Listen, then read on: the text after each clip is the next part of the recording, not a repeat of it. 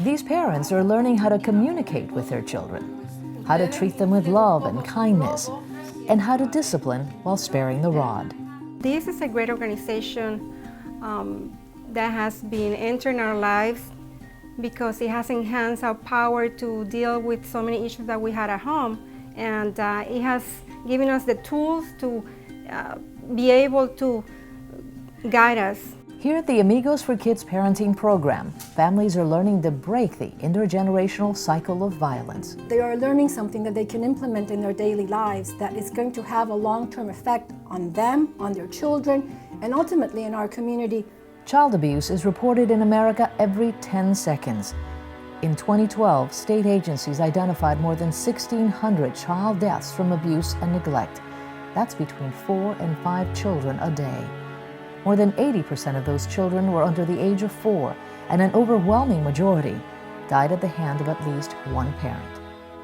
If you have to draw right now, what does being stressed out, being anxious means to you? Amigos strives to stem the tide of abuse through education. Once a week for up to 90 minutes, families of children between the ages of 5 to 12 voluntarily attend a series of up to 12 workshops. They use an evidence-based curriculum called Nurturing Parenting, which is flexible enough to adapt to cultural sensitivities and the expressed needs of parents in each group. At the end of these sessions, everyone shares a meal together as a way of solidifying the essence of family. They help you create balance as a person, first as a mom, then logically how to apply the rules with your kids, to help and avoid violence, abuse, and even what tone of voice to use and everything. Amigos for Kids began in 1991 when a few friends who were volunteering with the Children's Home Society decided to form an auxiliary group. Nearly 25 years later, it has evolved from a band of volunteers and donated space to a mainstream nonprofit organization with child abuse prevention as its core mission.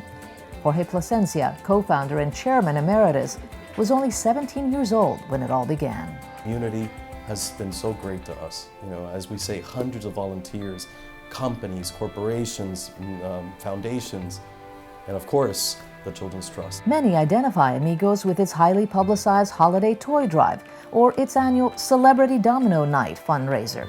Through it all, Dorado Furniture has been by its side, and CEO Pedro Capó is the agency's board chair and Amigo-in-Chief. When you see their faces and their reaction, and we give them toys, especially what they ask for, it's just a blessing. That's what keeps you going, you know, day in and day out.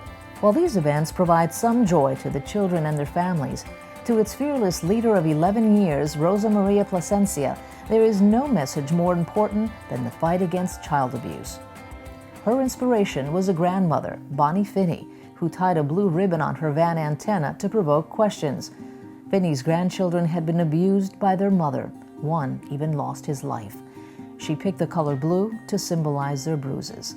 The moment I heard that, I could never walk away from that again. And I went to the board and I said, this is our mission. We have got to be that organization in this community that takes on that fight. Year after year, parents and caregivers, as well as children, continually express how happy they are with everything they learn at Amigos. Among them is Isaura Kani, who was determined not to go from being a victim to an abuser. For me, it has been a great help. I came from a difficult childhood, verbal abuse, and I was starting to do the same my parents did with me.